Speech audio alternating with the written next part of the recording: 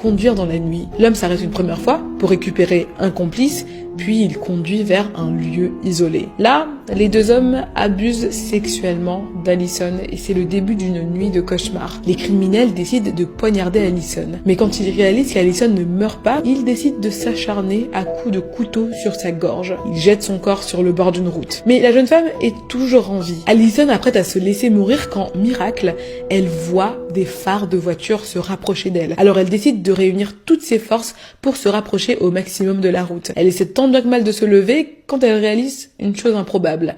Ses intestins sont en train de glisser hors de son abdomen. Elle se tient bien droit, mais elle a l'impression de glisser en arrière. En fait, c'est sa tête qui commence à se détacher de son corps. Une fois arrivé au plus près de la route, le conducteur de la voiture vole à son secours. Après plusieurs interventions chirurgicales assez lourdes, Allison Botta est sauvée. Les criminels qui s'étaient attaqués à elle étaient en réalité des tueurs en série qui avaient déjà fait plusieurs victimes dans la